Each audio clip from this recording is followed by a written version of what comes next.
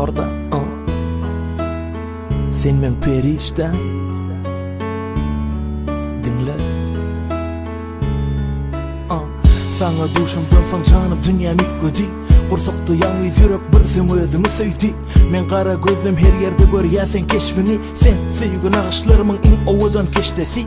Sevgi umman olsa çündüm sevgi ummanına Sevgi genişlik olsa men kalyan sevgi asmanına Sevgi şöhlü olsa yanyan sevgi şöhlüsünne Ey tanrıyım sevgi odu hiç göçmesinne Sevgi göçmesinne yürekten yüreğe Sevgi geçmesinne fırsat bulsun söylere Söyün içki dünyam öz duygusunu cemle Mecnun yalı leylin vaspan yetirir himme En suyucu tağım neme deyip menden soru solar Diyerin sevgilin levinden alınan posulur Mehrivanım men bağıtlı düne sen bilen Bilgen senin bağıtlı canım düne men bilen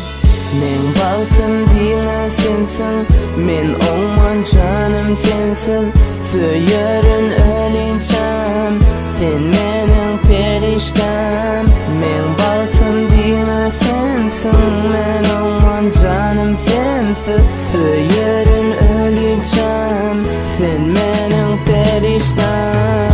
Söyyen sözünle başıyla var çok mani Söymediği söykönme Söy seni söyyani Ezgizim sen derdimin dermani Anan senin söyüp bolum ben Kör yali gözlerim gören ok senin enayi gözeli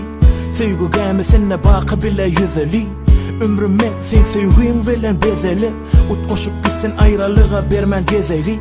Sana bağışlap yazım yürekteki eseri Yüreğimin tördür can sen en pes yerin Sen yılgırşın yada salıp arasa seheri Şol seherde gaytalan yamen söygü ehinim Yüreğim urya kamen dinle seni söylerin En acayip sözleri can sana diyerin Sen adın her fırsat damarda kanı her işte Sen men üçün goya behişten imen perişte